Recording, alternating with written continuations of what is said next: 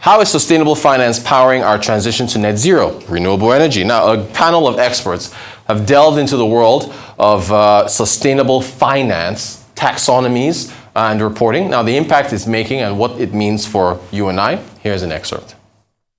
I think that to sort of provide the context, my view is that electrification helps drive greater energy efficiency, and I think regardless of what part of the property sector you're in, we know that more energy efficient buildings will deliver cost savings to tenants or occupants, but we also know that they can generate greater rental yields and returns. And so in that context, I think that the role that banks and financial institutions can play in terms of helping drive electrification is really around the products and tools that we offer our customers, whether that be through the retail part of the bank, servicing individuals such as ourselves in terms of green home loans, or offering low rate loans on energy efficient or home energy products.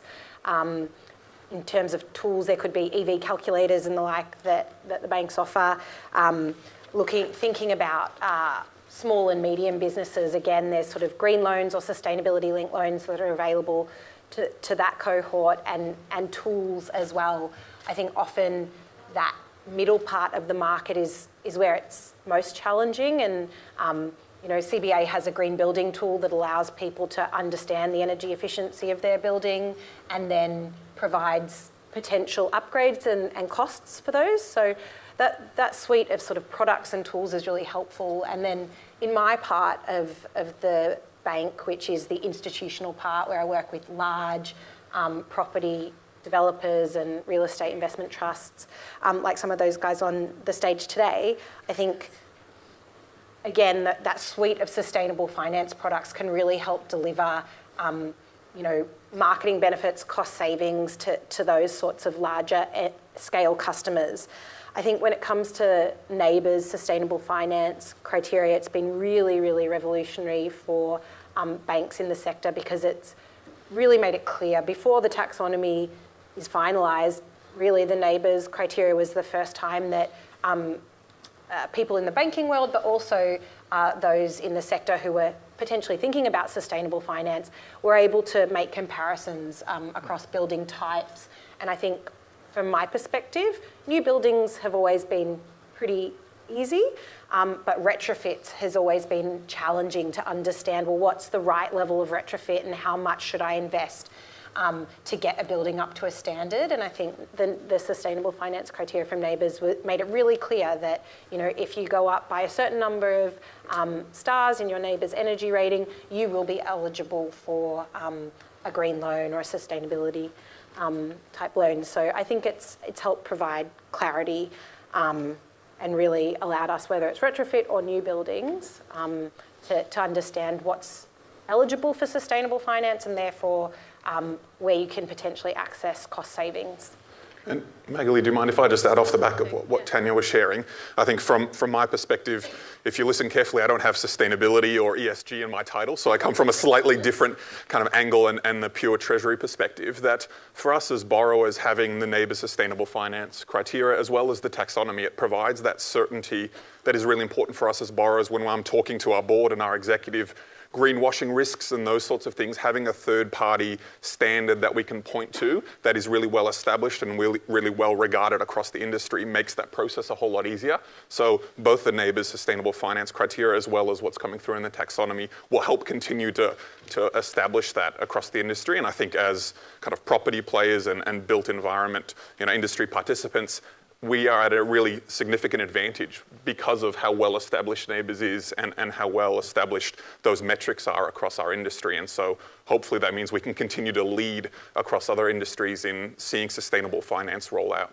In terms of the interaction between the taxonomy and the work that NABERS are doing, which has really been kind of on the ground for a lot of the time, it kind of is translated in two ways. So the first is that everything that we've been able to do in terms of shaping up the criteria for the taxonomy has come from NABERS data, right? So that data piece is so important to be able to actually, for the finance sector community, to be able to understand in that translation. And so expanding to additional areas means that we can also expand and get a better understanding of what sustainability means need to cross that. So just on that point. But on the electrification point around, so the taxonomy criteria, so that's kind of like defining what does it look like. We've got 5 key kind of planks that's out for consultation at the moment.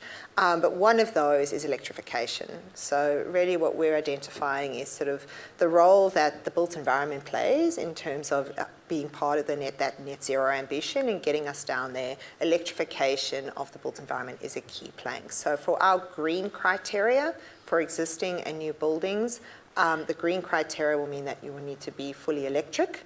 We do have a transitional criteria, so that is recognizing that there are a lot of good energy efficiency buildings that are currently not electrified, and that is on a phased out period. So we're saying in 2031, as the grid also decarbonizes, and obviously, there's a lot of opportunity for big capital upgrades that we want to get everybody to the green.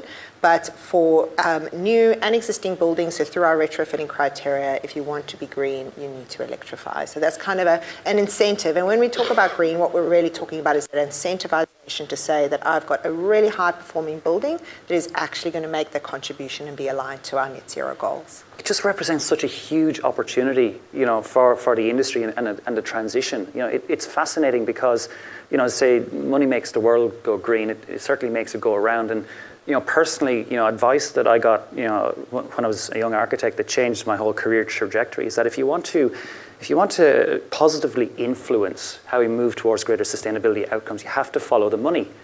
Simple as that. And by having the ability to leverage the value created through sustainability linked finance, green finance, it brings in people that sustainability folks don't normally be allowed near. Like who would have thought a treasurer and an architect or a sustainability person to be on stage together? It's not a joke, isn't it? Yeah, with Walk into a bar and what happens? That's right. With the banker sitting between us and we're all having a great time.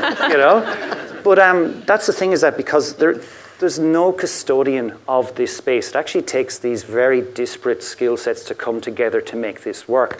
So for us, being a property developer and asset owner, we know how to build stuff and we know how to run it. We know how to set net zero targets, and we're getting there about actually how we achieve those targets, right? You do that internally and it's great. How do you, and not turning this into a therapy session, but how do you get the non-sustainability folk in your organization to buy into it? You need to learn their language. You need to understand what makes them tick.